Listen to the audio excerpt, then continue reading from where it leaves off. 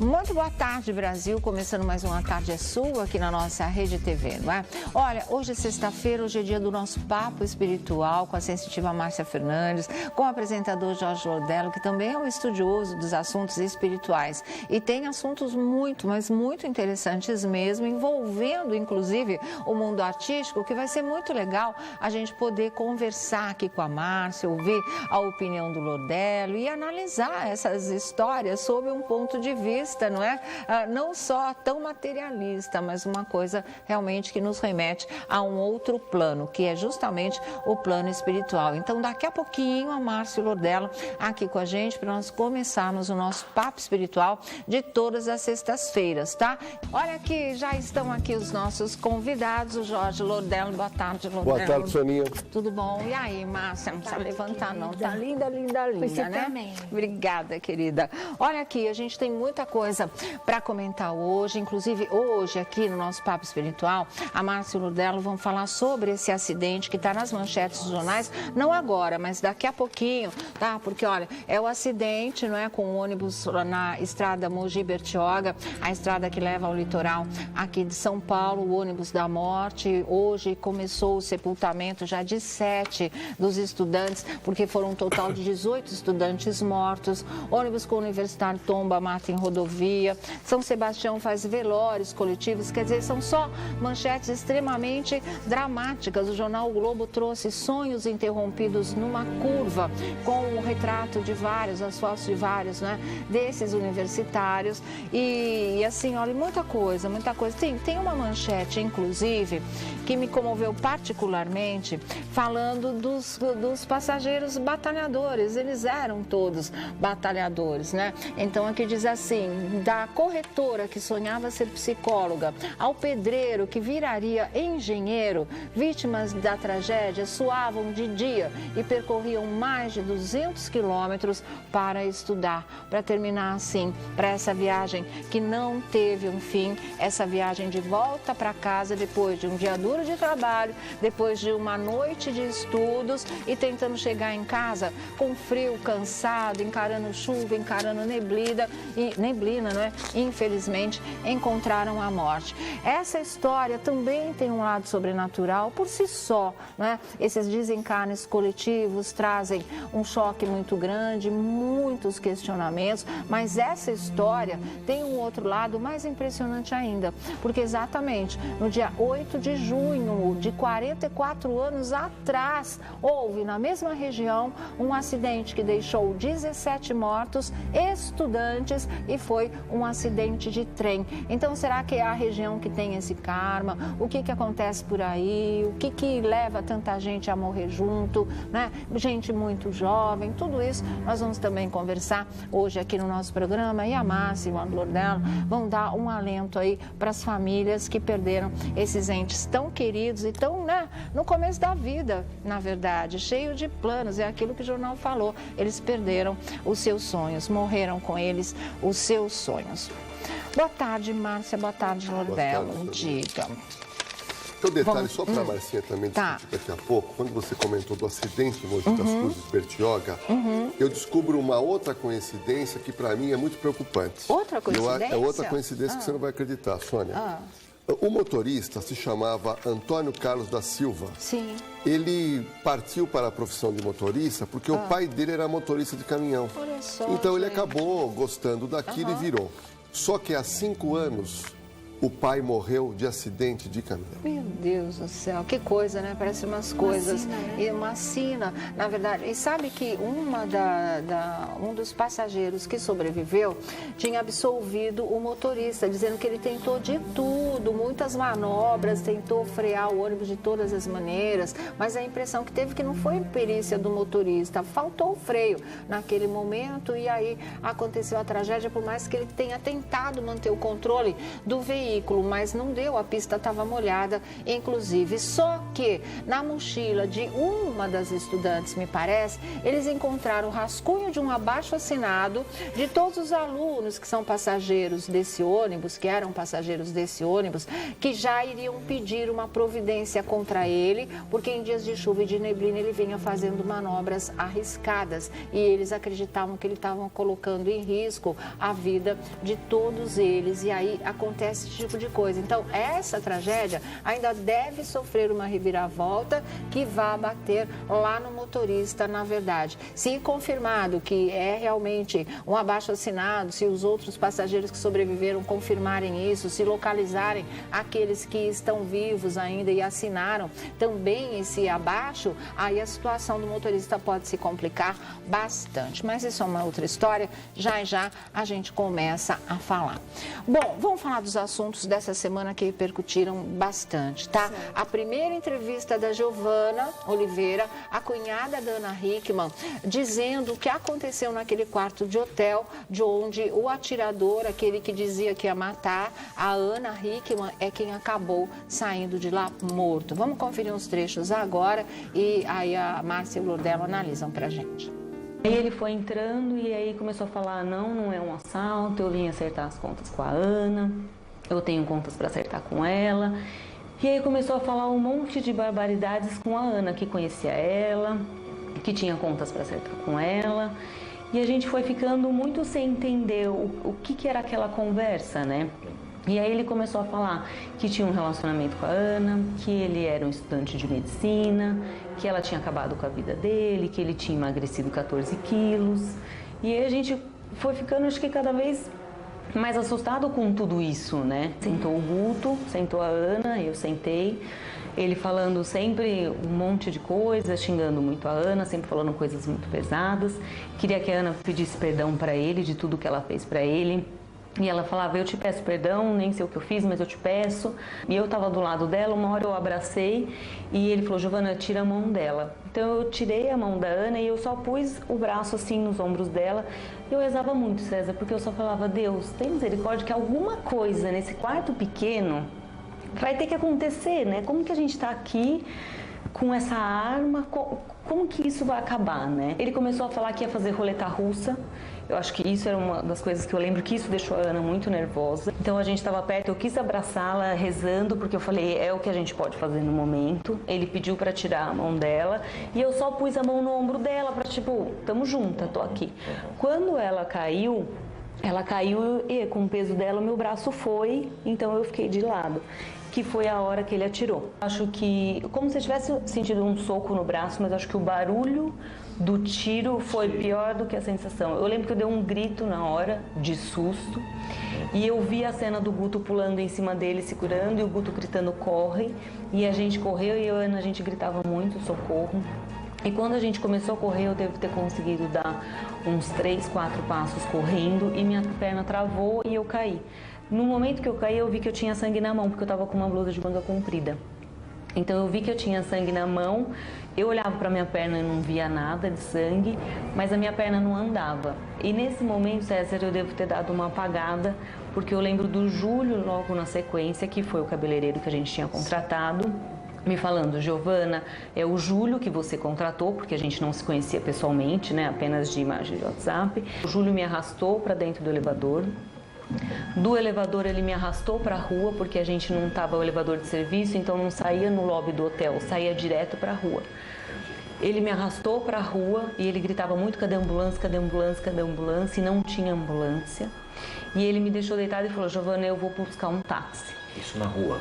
Na rua, jogada na rua. E eu lembro de ter voltado e sentado e vomitado. Voltei, mas a minha perna, César, doía muito. Tanto que eu não entendia o porquê da dor na perna. E nesse momento começa a juntar gente, né? As camareiras, gente de rua. E as pessoas falavam, mataram o marido da Ana Hickman. E isso pra mim, porque o Guto e o Ale são muito parecidos. Isso pra mim, eu falava, mataram o Guto. Esse pra mim, eu só escutava isso. Tipo, eu falei, mataram o Guto. Comecei a ficar desesperada com essa informação. O Júlio conseguiu parar um táxi, foi me arrastando até o táxi sozinho. Fui arrastada mesmo, como um saco de batata. Tipo, graças a Deus que o Júlio teve essa persistência, essa existência, essa coragem. Me colocou dentro do táxi. A gente parou no hospital. Ele foi junto o tempo todo com você? Foi dentro do táxi comigo. Pelo amor de Deus, não fecha o olho. Ia rezando, ia mandando o taxista acelerar. A gente chegou no hospital e eu já estava vendo tudo branco e preto. Aí vieram com a cadeira de roda. E aí, nesse momento, eu já comecei a ver tudo branco e preto, e no hospital eles vão perguntando na emergência o seu nome, o que aconteceu, porque eu estava sem lei, sem documento, o Júlio só sabia que eu chamava Giovana, também não me conhecia, né? E eu tinha muita preocupação, eu quero notícia da Ana e do meu marido. E eu estava muito nervosa com isso, e eu falava, você tem notícia da Ana e do meu marido? E eles falavam não. Eu pedia muito para não morrer, eu pedia muito para eles na emergência, pelo amor de Deus, não me deixe morrer. Não me deixa morrer. Não, essa era... Porque você já... É uma sensação tão estranha, porque você vê tudo meio preto e branco, ao mesmo tempo você vai vendo a cara das pessoas, fica muita gente em volta quando é emergência, né? Muita gente ali falando. E quando a gente foi para a sala de emergência, o médico falou, parabéns, equipe, a gente conseguiu mantê-la viva. E isso, eu falei, nossa... conseguiram me manter viva, realmente eu podia morrer, né? O meu braço, o tiro entrou desse lado, saiu desse e como eu tava assim, pegou direto na barriga.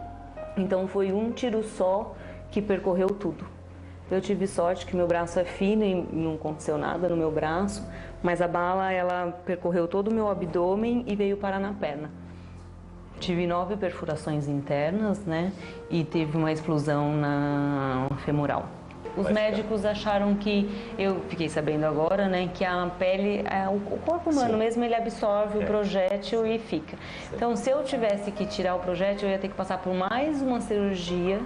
E essa cirurgia você pode ter um problema de pegar algum vasinho, de pegar algum nervo. Então, o estrago poderia ser maior. Como não foi perto de nenhum osso, então eles acharam por bem tirar, ficar aqui, né? Não tirar e ficar, então, melhor do que passar por outra cirurgia, né? Então, pode ficar. Hoje, depois de todos os médicos, todos os enfermeiros de Belo Horizonte, de São Paulo, todo mundo quando lê meu prontuário fala, você nasceu de novo. Né? A gente não entende muito de medicina, das coisas, mas era uma coisa que me marcou muito, assim. Todo mundo que olhar, todos os médicos que chegaram até mim falavam, Giovana, você nasceu de novo. Tudo o que aconteceu para você, tanto o tiro que você tomou, o caminho que a bala fez, a femoral, ela pode matar uma pessoa, de explodir rapidamente se a pessoa não é atendida a tempo. Tudo, se você não tivesse a pessoa que te trouxe tão rápido para o hospital, você também teria morrido. Então, depois de escutar isso, César, eu acho que foi Deus que quis que as coisas acontecessem assim.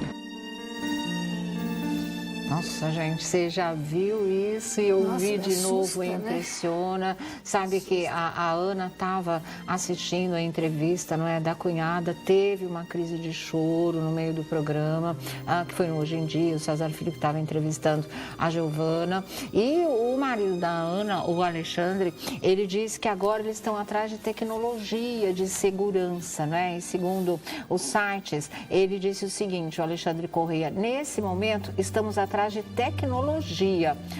Já recebemos algumas propostas e estamos contratando uma empresa israelense. E as empresas israelenses de segurança, elas são de segurança de guerra, na verdade, né? De prevenir atentados em hotéis, em locais públicos, em templos religiosos, essa coisa toda. Então, é evoluidíssimo, na verdade. É isso que eles estão contratando, uma empresa de segurança israelense. O Lurdelo vai poder falar bem melhor a esse respeito, né, Lurdelo? Mas em relação a essa história de que todos os médicos leem o prontuário da Giovana e falam, Giovana, você nasceu de novo. A Ana, que era para morrer, não levou nenhum tiro. A Giovana, que levou o tiro, era para morrer e não morreu, né? O único que saiu sem vida dessa história foi justamente aquele que acabou provocando toda essa trágica situação. O erro dele, ou a loucura dele, fez com que ele pagasse pela vida para que os outros 3 pudessem sobreviver. Espiritualmente, como é que você vê isso, Márcia? Espiritualmente é o seguinte, pode parecer para a gente fatalidade, mas para eles não existe fatalidade. É uma programação. Certo. Em que as pessoas têm que passar, de repente, por isso, por um aprendizado e tudo mais. Mas, assim, essa menina, ela foi o anjo da guarda em primeiro lugar da Ana Hickman. Até a Ana essa menina gritou por Deus naquela hora, pelo que eu entendi, ela clamou Deus. Isso Deus chamando, Deus deu livramento, morrer, porque ela poderia ficar aleijada, ela poderia ser no coração, quer dizer, ela teve sim, na minha opinião, o livramento, não que ela fosse morrer, mas ela poderia ter 1000 coisas. Sim, ela poderia realmente, os médicos falaram, ter ficado numa cadeira de rodas. Uma cadeira de rodas. Isso sim é livramento. Aí nisso eu acredito, quer dizer, ela teve uma diluição de karma, olha que coisa linda. Eu acho que é assim. Eu acho que elas são tão amigas, eu acho que Deus estava tão presente, bom, Deus está presente em todo lugar, mas quando ela clama a Deus ali, meu Deus, o que nós vamos fazer aqui? E aquela arma ali, eu fico imaginando, me dá um calafrio, eu fico desesperada. Então, naquele momento, ela teve sim, elas, né? Mas ela teve o livramento sim, ela, até por estar na frente da Ana, até por colocar a mão na Ana, quer dizer, eu estou aqui, ela teve o livramento divino de não ficar numa cadeira de rodas, e isso eu tenho certeza absoluta que é diluição de karma. Agora, eu fico imaginando a Ana, a situação que ela se encontra, porque isso marca a vida de uma pessoa. Claro, só de como eu digo, esse moço era melhor vivo, ele era um obsessor, esse rapaz tá assim de gente assim. Ele idolatrava a Ana. Então ele imaginava que ela fosse o quê? Esposa, namorada dele na cabeça dele. Ele era um encosto vivo dela, um obsessor vivo. E eu já disse aqui no programa que ele é um obsessor morto. Ai, mas é cruel você falar isso. Mas a gente eu já matei, tô rezando. A gente tá fazendo o tudo, mas a gente tem que falar a verdade, quer dizer, para afastar. Já a gente eu trabalho na federação e com uma série de coisas, a gente tá rezando, mas assim, você imagina um homem completamente fora de si, todos lá ali assustados, de repente, pá! Primeiro que ele está cheio de nuvem, ele morre e fala, não sou eu, porque eu ia matar. Então, até ele acordar. Agora, esse tipo de alma, não tem como, Jesus Cristo. Ele não tem entendimento dessa passagem. Ele vai ficar onde? Grudado em quem ele idolatra, né? Infelizmente. Mas isso está sendo visto. Eu sei que as orações do povo, para esse caso da Ana Hickman, porque oração de 1, 2, 3, 4... é muito importante. Então, essa coisa de mandar para Ana carinho, carinho, para o meu coração vai blindar. Tá, ótimo. Tá? Mas mais do que isso, encaminhar essa alma, caramba. Porque, afinal de contas, ele é um ser humano. Agora, quase morre todo mundo, quase acabou. Essa moça, para mim, é o anjo da guarda. E como anjo da guarda aqui na Terra, ela sim teve o livramento. Não sei se você...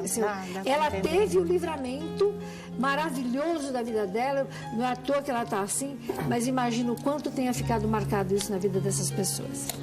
E o que a Giovana pode fazer espiritualmente, em termos de oração, não sei como, para acabar diluindo toda essa coisa negativa que ainda deve estar dentro dela, aquela atmosfera daquele quarto fechado, mesmo com o Ana, lá né? dentro ameaçando matar. É o Salmo 143, que é o salmo que dilui pensamentos. Pensamentos negativos. Diluem, assim, fatos na nossa mente. Então, você que está em casa, que também tem traumas, sabe trauma? Que você está chocada, que você não quer, sabe? Você falou, não aguento mais, a terapia só não está dando conta. Mas faz com fé o Salmo 143. E quem quiser nos ajudar a encaminhar 143. Essa alma para libertar esse rapaz, é o Salmo 76. Quem quiser ajudar, por que não? Uma vez por dia, uma vez por semana, para libertar. Agora, você está aí, desesperado, com esse pessoal do ônibus também. Não, gente, ninguém aguenta, todo mundo fica em choque. Salmo 143, jejum.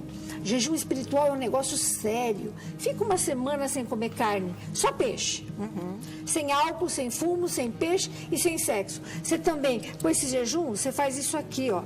Você levanta o teu padrão vibratório e a tormenta sai. Porque você sabe que eu estava vendo aí a Ana Hickman, que dor que ela está sentindo, gente. Aquilo ali é, sinceramente, pior que a morte que ela está passando. Tá certo. Bom, já a opinião do Jorge Lordelli, inclusive essa história do marido da Ana Hickman está contratando uma empresa de segurança israelense, né, para tomar conta da família, nunca mais, se Deus quiser, ninguém deles, principalmente, que já passaram, né, vivenciar uma história de terror mesmo, como a que aconteceu com eles, tá, Lordelli? Mas agora, deixa eu conversar aqui Bom, de volta aqui ao nosso programa, agora o Jorge Lodello vai falar do esquema de se contratar uma empresa israelense de segurança para guardar a família da Ana Hickman e ela própria, é claro. Como é que você vê isso? Vale a pena? Que no Brasil tem equivalente, não tem equivalente? Precisa ser lá fora? Como é que é? Olha, o Alexandre, o marido dela, gosta de segurança. Ele já trata de um esquema de segurança para a esposa. É óbvio que sempre você pode melhorar. Eu acho que uma empresa israelense, como uma empresa brasileira, ele vai encontrar serviços da mesma qualidade ou até maior aqui no Brasil, mas o mais importante é que eles entendam que segurança é 24 horas. O que aconteceu naquele dia? A Ana veio a Belo Horizonte e ia voltar no mesmo dia, ou seja, pega o avião, vai para lá, faz o evento e volta. E calculou-se que não havia, em tese, nenhum tipo de preocupação. Ou seja, no mínimo, eu entendo que nós deveríamos ter ali um segurança, um vigilante armado na porta do quarto, pois aí não teria como a pessoa enfrentar uma pessoa experiente, alguém que possa realmente traduzir e fazer uma leitura se há um perigo ou não. Mas não era fácil o atirador sair do elevador, matar o segurança que está na porta e entrar no quarto? Não, porque a pessoa habilitada a fazer segurança, que a gente chama de segurança VIP, é uma pessoa que ela tem um olho, ela consegue enxergar aquilo que aquela pessoa que está lá a trabalho não consegue. Tanto é que a gente verifica em diversos filmes, principalmente quando se trata do presidente americano, aonde o segurança fala, olha, o presidente não vai entrar aqui. Por quê? Porque o segurança está sentindo que tem um problema. Eu acho que o que aconteceu foi terrível, foi uma coisa kármica no sentido de o relato da Giovana é impressionante, porque nós estamos falando numa distância de 2 metros, a pessoa acertou um tiro e esse tiro não foi fatal. Agora, é um recado para a família da Ana, o Alexandre, que é importante você sempre filtrar e ter um esquema de segurança. Pessoas muito conhecidas, pessoas que se destacam na sua região ou na mídia, precisam ter um esquema de segurança. Eu vou te dar um exemplo. Eu sou viciado em segurança porque eu lido com isso. Eu fui especialista. Olha, nós fomos no casamento da Léo.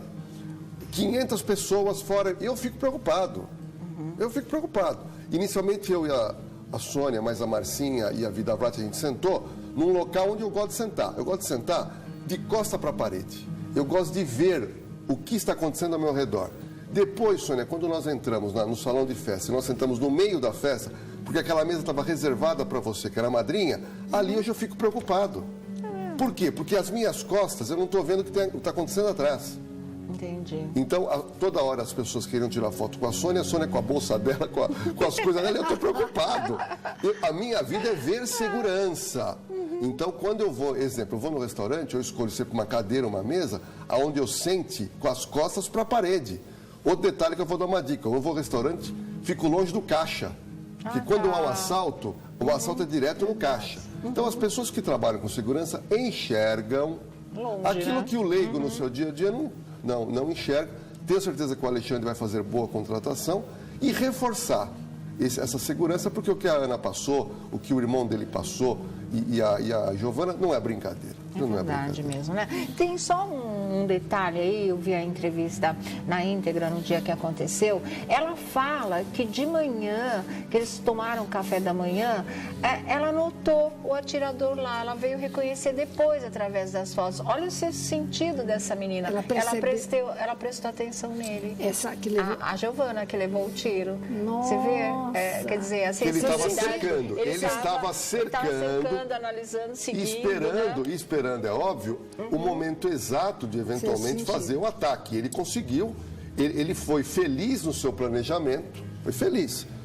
Quando entrou no quarto, aí você tem uma variável, era 1 contra 3, só que ele tinha uma arma na mão. Então, o Gustavo teve uma habilidade tremenda, uma força física, uma habilidade, e o que a Giovana contou, que eu acho que é um grande mérito do Gustavo, foi quando ele está segurando o braço desse rapaz com a arma e ele fala, menina, sai do quarto. Porque ele sabia que ali era matar ou morrer. Não tinha conversa. Mas alguma coisa tocou nela, lógico, né? Depois que ela viu as fotos do atirador, é que ela reconheceu que era o cara que ela tinha percebido lá no café da manhã, viu? Bom, olha, já casamento de Angélica e Luciano Huck. A Angélica dá um depoimento impressionante, né? Do que ela vive sentimentalmente com o marido, Márcia estava aqui falando que isso é coisa, só pode ser coisa de outras vidas, já já a gente fala para vocês, o que levou ao MC Biel a essa fase de turbulência. E o marido da Whitney Houston, a famosa cantora que morreu a filha que ela teve com Bobby Brown, o Bobby Brown agora dizendo que não estava chapado, ou seja, não estava drogado, e eles todos, né, eram dependentes químicos, o pai, a mãe e a filha, que infelizmente veio a morrer como a mãe. Ele diz, eu não estava chapado, mas eu transei com um fantasma. Ele só não fala se é o fantasma da ex-mulher dele, mas ele detona com fé e vontade a Whitney Houston, mesmo depois de morta. É uma coisa tenebrosa, a energia que cerca o Bobby Brown. Já a gente fala disso. Bom, deixa eu voltar aqui para a gente continuar a nossa conversa, falar da entrevista. A Angélica deu uma entrevista para a Revista Contigo na última semana, que está repercutindo até agora. E ela diz o seguinte, olha, o site Fuxico, inclusive, reproduziu um trecho que fala dessa parte sentimental e espiritual, acredito eu. Que ela diz assim, apaixonada, Angélica contou que acredita que eles tinham, ela e o Luciano Huck, que se encontrar, porque era algo do destino. E a Angélica diz, antes de nos encontrarmos, estávamos procurando sempre um ao outro, sabe? Era karma. É capaz de, se eu morrer e nascer de novo, nós voltarmos a nos encontrar.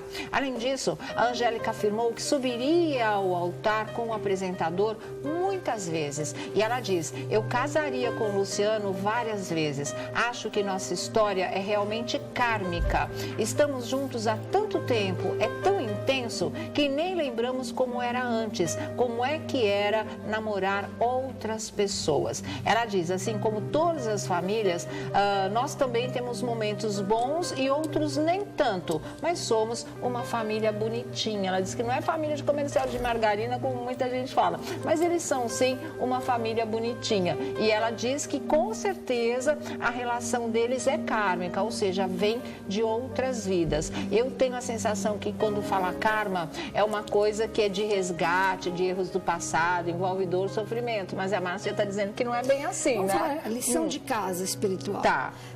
Então você tem o karma de ter 3 filhos, e se você fizer o aborto, você vai estar quebrando o karma. Entendi. Você entendeu? Tá. Então você tem o karma de encontrar aquele homem que foi teu marido e casar. De repente você não é obrigado a ficar com ele, mas você... Então é cumprir o que está predestinado. Quando ela fala de destino, é isso mesmo. Destino, exatamente. Então, assim, a gente sabe que eles dois, até porque eles passam, né, eles são assediados de qualquer maneira, um homem bonito desse, etc. Mas existe amor, não é paixão, é amor. E toda vez, exceto no estupro, quando uma mulher faz filho com homem, ela pode não gostar mais desse homem depois, pode ser a encrenca que tiver, porque a turma tem uma encrenca com o ex-marido, normalmente, mas se você casa com um homem e tem filhos, isto é kármico. Isto foi combinado antes. Estas almas do marido, você e os filhos eram para estar juntos. Isso, gente, não significa que não se pode mudar, ou seja, não se pode separar, mas que há de se respeitar o pai dos filhos da gente, sim. O que há de eterno, não tenha dúvida. O caso deles, quase morreram, né? Então, juntos... É verdade, né? Eles tiveram até essa experiência de quase morte juntos mesmo. Foi uma loucura. Que coisa doida, é. Os anjos da guarda estão numa concordância na vida deles, e eu tenho certeza absoluta que se voltarem, se precisarem voltar... Pelo que eu sei do perfil dele, porque eu já fiz, ele volta, mas ela não vai precisar. É mesmo? Aí, infelizmente, ela não. Tá? Pelo perfil espiritual. Ele precisa voltar para a Terra e ela não. Então vai ficar meio assim, a gente fica triste, né? De saudade. Não tem uma coisa que você tem saudade aqui dentro, uma angústia, você não sabe do que é. É falta e saudade das pessoas que viveram com a gente numa outra vida e que agora não estão mais. Então eu acho que ela não volta e ele volta. Cumpriu-se o karma real, de existência, e não só dessa vida, a existência deles como espírito. Provavelmente é isso. Então, o que me consta é que talvez, eu não vejo morte nenhuma para os dois, mas ele vai primeiro. Assim, e é pelo perfil. E ela fica, porque ela vai cumprir para ficar e não precisar voltar para este plano. Então, eles estão em cumprimento de karma, eles são mesmo farinha do mesmo saco, a gente chama farinha do mesmo saco. Eles se amam de verdade e vejo dificilmente alguma coisa separar esses dois. Tá, bonito demais. Né? Bonita demais essa história. O Lordelo vai falar a respeito em um minutinho. Bom, deixa eu voltar aqui, Lordelo. Como é que você vê essa história de amor tão bonita da Angélica e do Luciano Huck? Eu acho muito legal, eu gosto dos dois. Eu acho que os dois tiveram diversas experiências amorosas com outras pessoas, não deu certo. E deu certo sim. Só que, Sônia, eu tenho vários seguidores que estão fazendo um questionamento à Márcia. Estão dizendo que eles acham que há uma possibilidade desse casal se separar. Por quê? Não sei, opinião das pessoas. Tem dó, né? Tenha santa paciência. Não, olha, a gente estamos mal criadas com seus seguidores aqui, mas tenha dó, né, pelo perfil espiritual dos dois, eu fiz em outras ocasiões, mas não vejo... Ficam juntos mesmo. Ficam juntos mesmo, até velhinhos mesmo. Legal. E assim, isso é amor. É tão raro existir um amor como esse, né? Então, eles estão de parabéns. Não vejo separação, não, Lordelo. Agora, já que nós estamos chegando no Dia dos Namorados, a Márcia tocou em amor, eu queria tocar num assunto que é relativo a isso.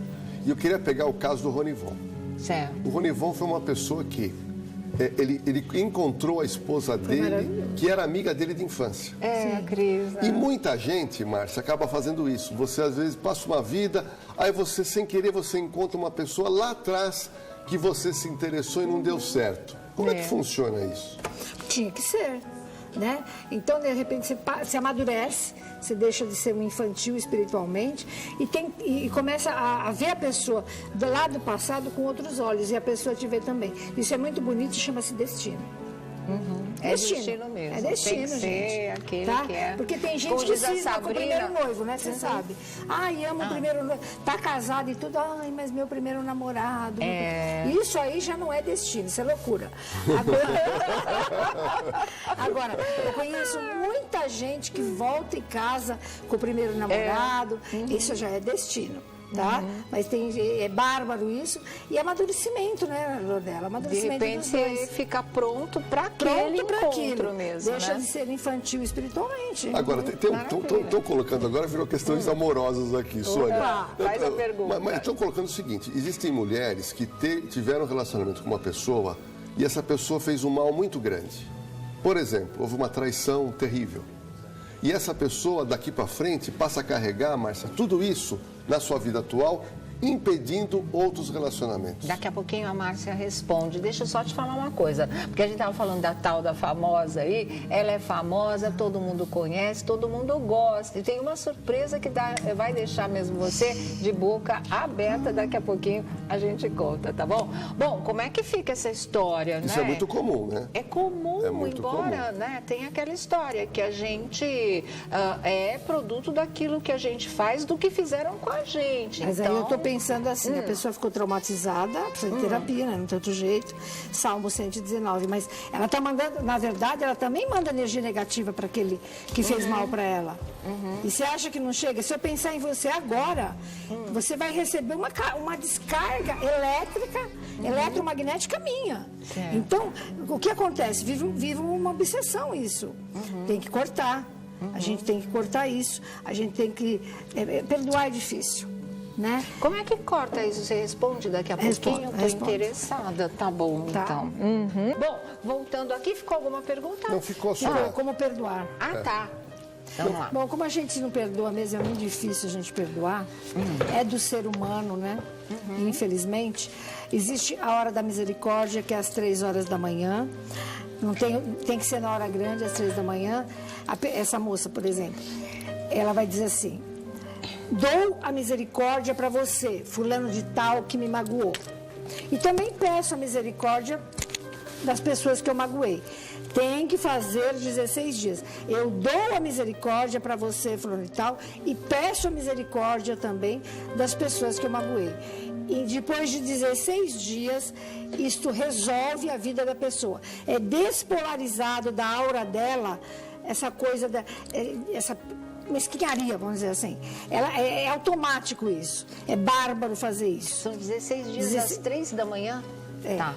Depois um banho de alecrim, que é o banho da alegria, junto com manjericão, que é o banho do conforto. Mistura alecrim com manjericão, que vai te dar um conforto na alma, bate no liquidificador e toma o banhinho durante esses 16 dias 4 vezes.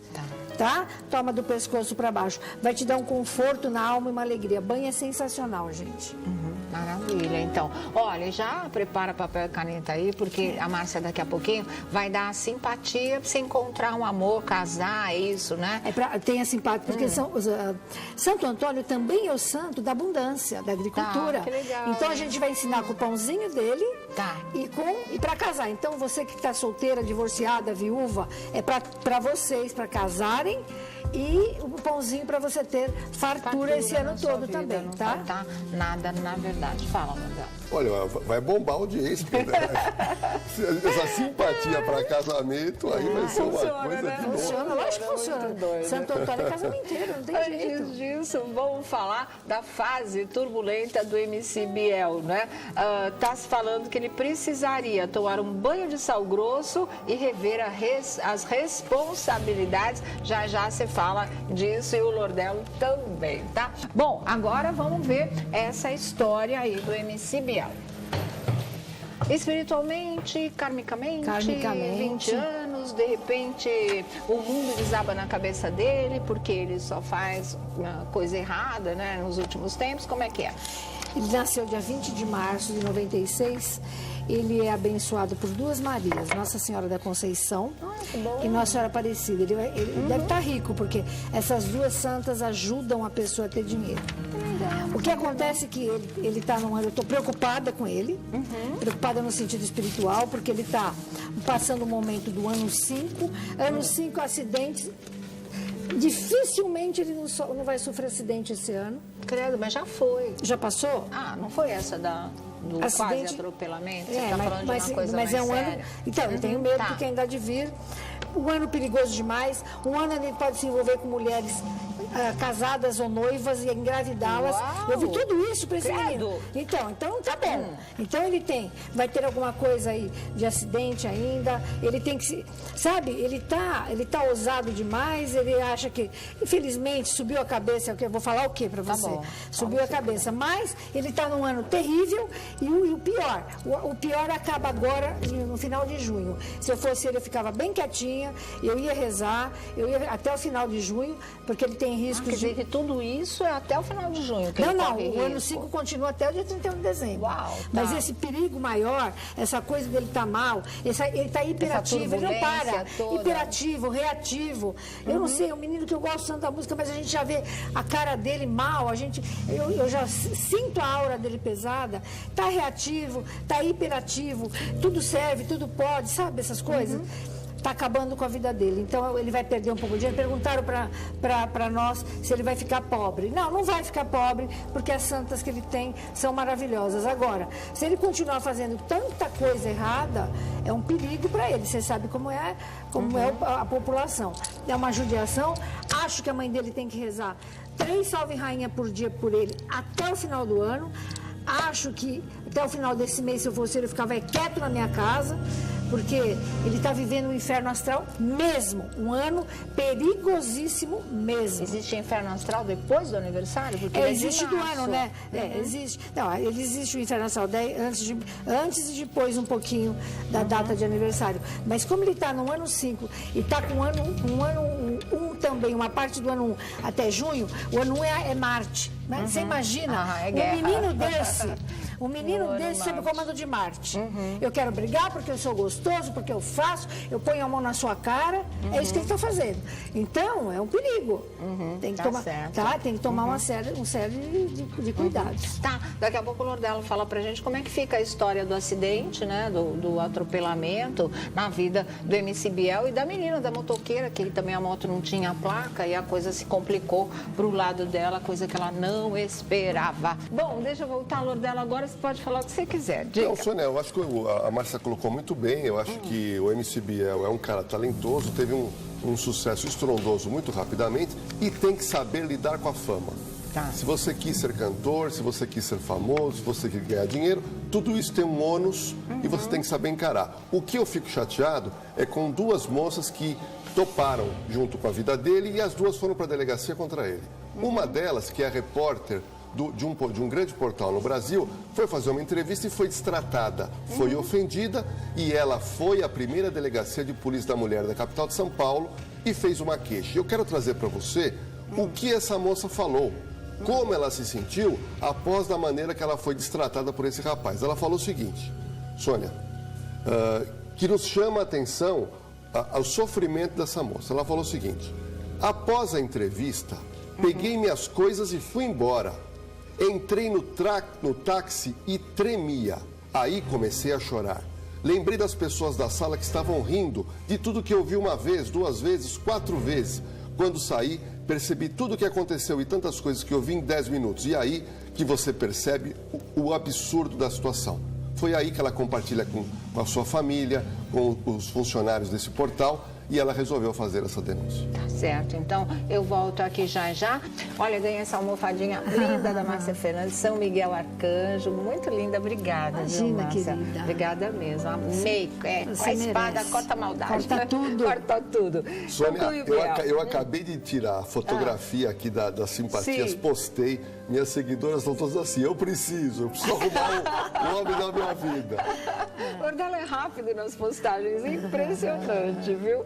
Bom, para encerrar o Biel... Eu acho que ontem assistindo o seu programa, eu acho que você falou uma coisa importante. Tomara que fatos terríveis, horríveis que ele fez, faça com que ele reflita, porque está sendo pesado para ele, e ele cresça como jovem, que ele faça um grande sucesso, né? e principalmente amadureça, porque ele tem a mesma idade da garota que eventualmente ele também ofendeu. Exatamente. Bom, vamos lá, o ritual é rapidinho. Márcia Fernandes, dia 13, segunda-feira, aqui está enfeitadinho, mas assim, é uma vela vermelha de 7 dias, 13 pétalas de rosa vermelha, não sei se dá para ver, 13 pétalas de rosa branca. Você vai acender essa vela com fósforo, ok? Quando que acende isso, Márcia? Segunda-feira, dia 13, exatamente. E vai orar 13 Pai Nossos para Santo Antônio, ok? Pedindo o quê? Um amor, primeiro um amor. Aí você vai pegar qualquer imagenzinha de Santo Antônio, uma fitinha vermelha, você vai dar 13 nozinhos e cada nozinho você vai... Santo Antônio, traga meu marido, Santo Antônio, traga minha esposa. 13 vezes, deixa no altar. Pega um pãozinho, tem que ser com a casquinha lisa. Santo Antônio, não deixe faltar alimento na minha família este ano. 13 vezes você vai pedir. Muito bem, acabou a vela? Você deixa ali, no dia de Santo Antônio. Você que vai casar, você vai pegar as 13 pétalas de rosa... Vermelhas, tá? Não sei se dá para pegar tudo, mas pelo tempo, mas pega as 13. Vai colocar o Santo Antônio em pé, né? Não por nada de cabeça para baixo, no saquinho. Vai pedir, Santo Antônio, traga o meu amor este ano. Vai guardar na gaveta de calcinha ou de cuecas, certo? Aí você vai pegar o pãozinho, vai colocar as pétalas brancas, todas, tá, gente? Que tá o tempo aqui. O pãozinho. Vai pedir que não me falte alimento este ano. Coloca dentro do açúcar da tua casa. Tá. O ano que vem a gente refaz. Simples, e você casa e não te falta alimento. Santo Antônio realmente é casamenteiro. Faça com fé. Maravilha, né? Tão simples, tão bonitinha, né? Eu fiquei encantada com essas velas. Linda, né? No formato de santo. Você tem, né? Tem então, todos a Márcia tem. Se quiser, vocês encontram lá no site, viu? Os livros também, Banhos e Rituais, são alguns deles apenas, mas você pode acessar o site www.marciafernandes.com.br, o telefone 11 3711 0180. E o canal do YouTube, você vai encontrar essa simpatia lá também. Com certeza, você vai colocar, né? Com certeza. Vou pôr no YouTube. Amanhã tá lá. Márcia Fernandes, tá? Alguma coisa para acrescentar? Não, tá tudo bem. Isso mesmo? Então, tá. maravilha. Só agradecer. Mas o que a Márcia já fez, impossível. Impossível, né? Simpatia. Bom, estamos indo embora. Obrigada mais uma vez, Márcia Fernandes. Obrigada, Jorge Nordelo. Segunda-feira a gente se vê 3 da tarde com mais um A Tarde Sul. Um ótimo final de semana para vocês. Até lá. Super beijo. Faça simpatia na segunda-feira, dia de Santo Antônio. Vamos casar. Tchau, gente. Vamos lá. Tchau, tchau.